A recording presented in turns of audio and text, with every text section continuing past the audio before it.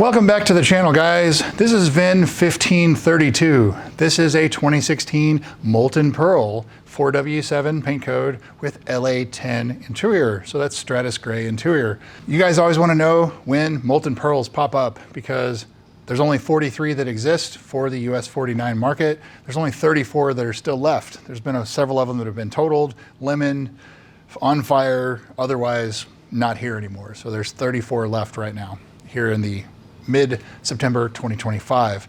This is a 2016, and Molten Pearl was only produced for 2016 and 2017. There's 41 for 2016. There's 2 for 2017. All of the Stratus Gray ones were 2016. So this car, production statistics, 43, again, 34 left, out of the 2,348 were Molten Pearl. Only 9 had the Stratus Gray interior. Specific for 2016, 41 instead of the 43. 41 had the 4W7 Molten Pearl, 9 had LA10. So this is one of 9 that exist with Molten Pearl with Stratus Gray interior. So definitely on the rare side. It is the second rarest color, and it is a very rare combination because most of them had black interior. These have Stratus Gray. So this car has popped up for sale in New Jersey, and it's on Facebook Marketplace. It's in a lot of the for sale groups, and it's in Wholesale Car Club. So this car is currently for sale with 52,500 miles for $52,000 for sale in New Jersey, but it is for sale on several Facebook groups, Facebook Marketplace, etc. And I do know the previous owner of this car. This car came from Idaho, and it's an individual, we'll just call him Robert.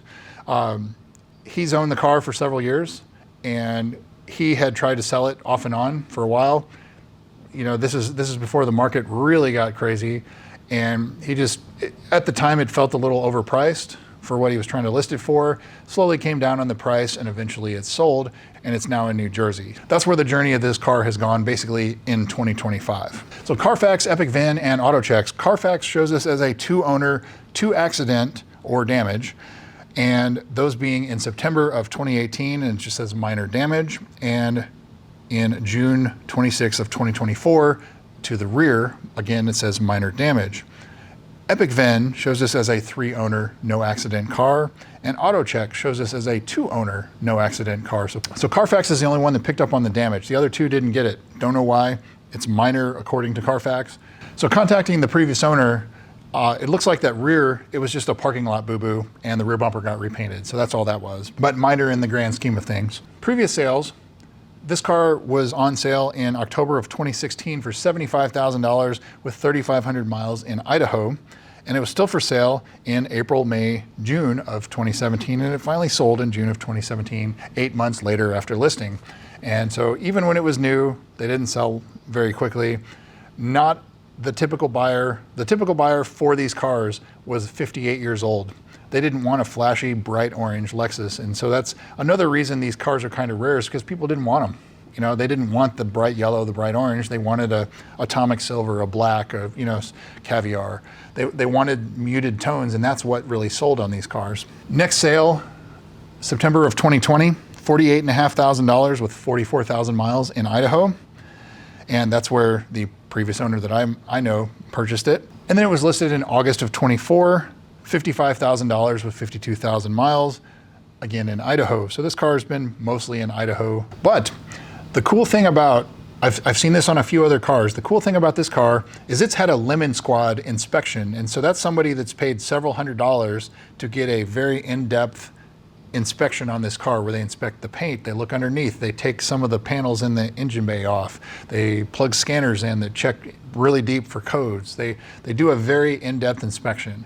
And so this car has had that. If you're interested in this car, just email me at ScottHDYT@gmail.com. It's also in the About You on my YouTube page. But if you want a copy of that, I'll be glad to send it to you. And it's like 50 pages of stuff that they've gone through on this car. So it's very good to see.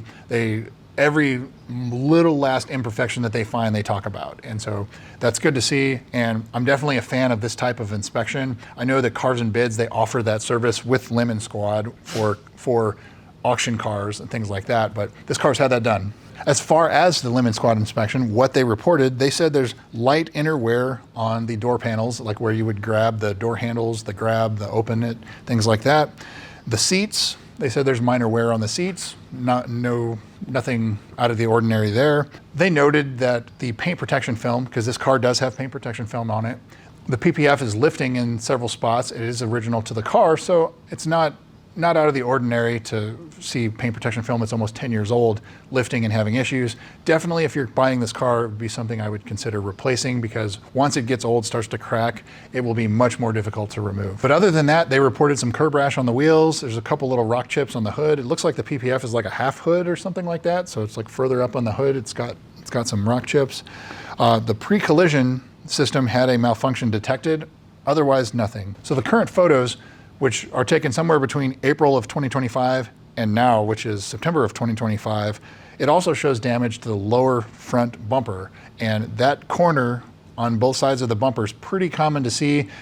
If that's not transport damage, it's something that happened parking next to a curb or something like that. But obviously, you would probably have to repaint that front bumper and get the paint protection film replaced anyway. That, I don't think it'd be a couple $1,000s, but you're going to spend some money to get that corrected if you want it absolutely perfect. So now on to the service history. This is what I would call well serviced from when it was in service to about 2018, and then there's about a 7-year gap to 2024, 2025. So I wouldn't call it a well dealer serviced vehicle, and there's nothing on Carfax either. So there's a big question mark on the service history from 2018 to 2024 for this car. So that's something to keep in mind. But the first entry of note, July of 2016, paint protection film was installed at 482 miles from new, so it wasn't brand new, but a couple hundred miles on it, that's all right. July of 2017, the windshield was replaced and they got the lane departure recalibrated, pretty common to see. May of 2018, the JLB recall was done, that's the high pressure fuel pumps, so good to see that's done. 90-something% of these cars have it already done, so I'm glad to see that's done and out of the way. And then there's a 6-year gap on the service history, and then in June of 2024, differential service.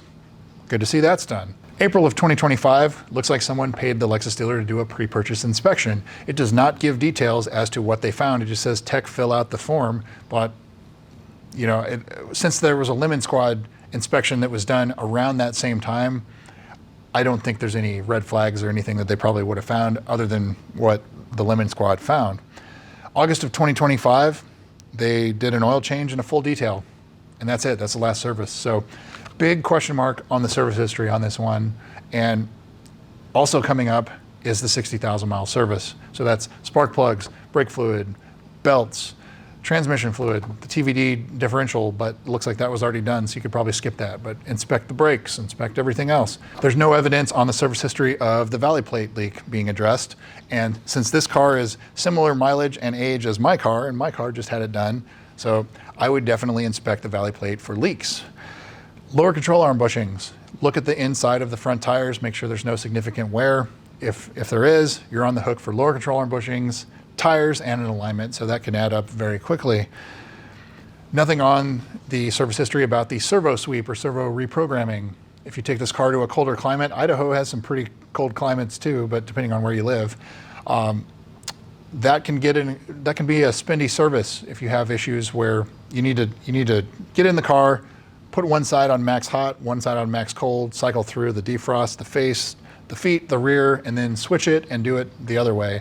If it's not doing what it's supposed to do, then you may be on the hook for pulling the dash out to replace some of those, and that can be very expensive. So at least $1,000 just in labor alone. Nothing about the ZLZ, the ZLZ customer service program. That's sticky, cracked, delaminating dash, anything deforming dash. That is covered for 10 years from the in-service date, or 125,000 miles. So you are covered there if that happens anytime in the next couple years. Another thing that's common on these cars that this car does not appear to have done is reprogramming the low pressure fuel pump. So if you get a humming or buzzing from the back seat, then this car will need that done. Dealer will charge you an hour of labor to do that, $179 here in the Dallas-Fort Worth area. The KLG reprogramming for the GPS, customer service program, it'll show you off to the side even though you're on the main highway or something like that. That's pretty simple to reprogram, but that has never been done on this car either. As far as the price goes, considering it needs a little bit of catching up and maybe some potential expenses in the future, I think it's priced right at $52,000. If it was completely up to date with a good service history, no accidents, I would even call it priced low, you know, for the mileage, probably 55 at that point. But I think at 52, you're still going to have to put a couple $1,000s into this car to get it up to where it needs to be. You have the 60,000 mile service coming up, valley plate potential, some of the other stuff, the other common issues have not been addressed on this car. So, you know, I wouldn't say they're gotchas, but you can definitely go enjoy it. But just you're going to have some extra money put aside in the future if you're going to drive this car that you may have to have in the near future. So finally, would I buy this car? I think I would at this price, but the big question mark with the service history kind of concerns me. Just that's easily overlookable. You can overlook that because you know you're getting it for cheap enough where you're going to have to put some money into it to get it up to snuff and where it needs to be. All of the common issues on this car don't appear to have been addressed. So there are a lot of gotchas or potential gotchas for this.